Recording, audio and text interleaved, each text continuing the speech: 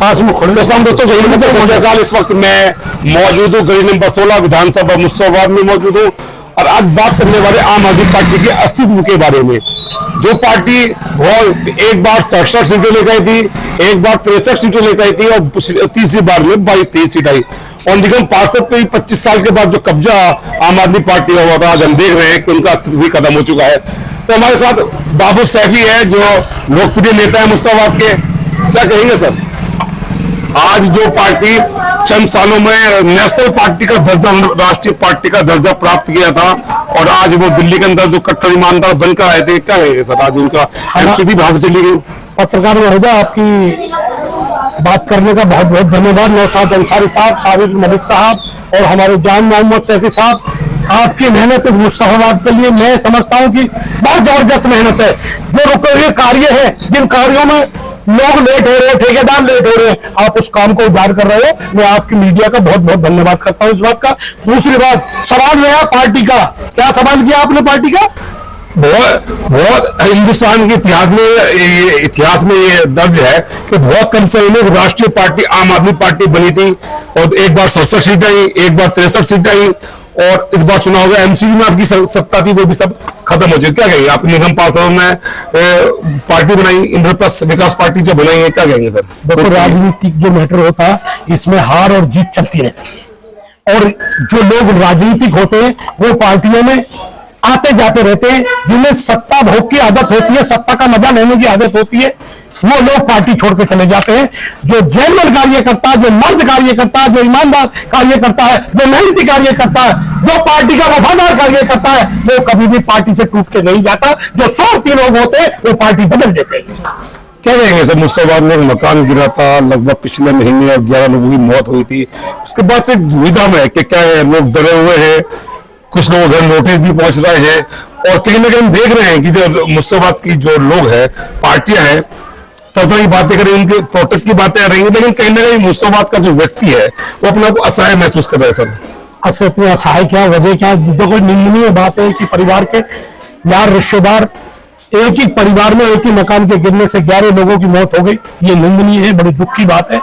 मैं बड़ा दुख जताता हूँ इस बात पर कि जो ऐसा हादसा हुआ है, लेकिन कुछ चंद लोग जो मुस्तफाबाद की फलाह बहबूदी की बात तो करते नहीं, सिर्फ फोटो खिंचवाने की बात करते हैं, विकास की बात नहीं करते, वो विनाश की बात करते हैं। वो लोग अपने फोटो खिंचवाने मनोज तिवारी जी के यहाँ जाते, कोई एमएलए के यहाँ जाता, तो कोई किसी और नेता के यहाँ जाता, कोई एमसीडी के अधिकारी के यहाँ जाता, कोई किसी के यहाँ जाता, लेकिन वो गरीब आदमी जिसकी 5वीं और 6ठी मंजिल, जिसके पास एक वही मात्र सर छुपाने का सहारा था, ना तो किसी बिल्डर्स ने उस आदमी के पैसे देने का वादा करा कि अगर तेरा मकान गिर जाएगा तो पैसे हम देंगे, ना किसी नेता ने उन लोग गरीबों की आवाज उठाई है जो गरीब मजलूम, जो परेशान है, जो घबराए हुए हैं, जो नकली लोग बहुत से या नकली नोटिस लगे हैं कि वो नोटिस लगा के मुस्तफाबाद के लोगों में एक दहशत पैदा कर रखी है। मैं कहता हूँ कि किसी मुस्तफाबाद के आदमी को डरने की जरूरत नहीं है, वो हमसे संपर्क करे, हम उसके साथ हर जगह खड़े मिलेंगे।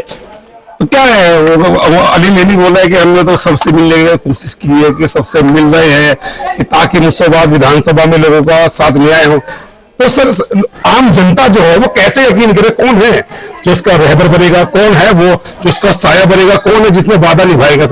सर इन्हीं लोगों में से, हम ही लोगों में से हम सब वादे निभाएंगे और जितने भी लोग परेशान हैं उनके साथ कंधे से कंधा मिला के साथ रहेंगे। वो लोग फोटो खिंचवाने वाले हैं, वो लोग गालीबाज नेता हैं, वो गाली देते हैं, वो वकील होने के नाते वो तू ताक और बदतमीजी बातें हैं।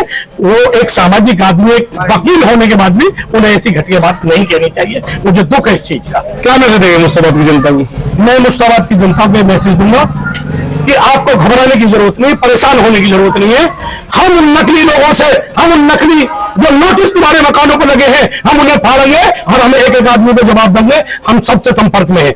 आप किसी बात को, मुस्तफाबाद की जनता के साथ खड़े रहेंगे कंधे से कंधा? जी बिल्कुल, हम मुस्तफाबाद की जनता के हर आदमी के साथ हैं और मैं चाहूंगा कि हर बिल्डर्स को हर उस अधिकारी को, हर उस नेता को उन गरीबों का ध्यान रखना चाहिए जिनकी चौथी और पांचवी मंजिल बच रही है, जिन्होंने सब कुछ बेच के, जीवन में इंसान एक ही काम करता है, सिर्फ सारी जिंदगी कमा के मकान बनाता है, उस गरीब का वो मकान झोपड़ा भी बाबू साहब इल्जाम ये लग रहे थे आप पे कि 6 महीने पुराना नोटिस है, उस टाइम सरकार भी आपकी थी, एमसीडी भी आपकी थी, तो ये जो है आपके लोग जो है मिलकर ये मुंसबात के साथ कर रहे हैं। जब सत्ता में परिवर्तन होता तो ये सब काम और ये बातें चलती रहती हैं, ये कोई बड़ी बात नहीं है।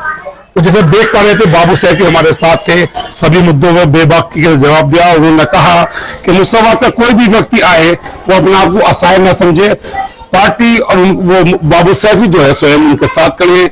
और बता दें हम भी मुस्तबाद पत्रकार एसोसिएशन, चाहे वो दिल्ली सत्य न्यूज 24 हो, जान मोहम्मद सैफी का चैनल हो, तेजस्वी चैनल हो, हमने भी आपको जैसे जानकारी में होगा कि 24 घंटे में एक नोटिस को जो है हमारे भाई साबिर साहब ने और जान मोहम्मद साहब ने हम वापस कराया था। हम फिर से वादा करते हैं, हम बाबू सैफी साहब अगर जनता साथ रहे तो मुस्तबाद के सारे पत्रकार बिल्कुल आम जनता के साथ करे।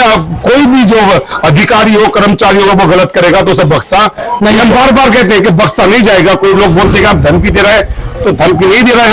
हम कह रहे हैं कि अगर कोई अनलीगल है, मकान गिरने वाला है, आप उसको गिराना चाहते हैं गिराइए, हम आपके साथ करें।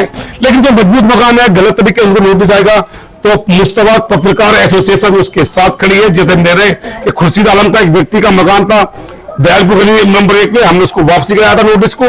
तो स्वयं से हम बता दें कि खबरें आप तक दिल्ली से पत्रकार एसोसिएशन के लोग आपसे वादा करते हैं कि कोई भी किसी का अन्याय होगा तो उसे बर्दाश्त नहीं करेंगे। जय हिंद।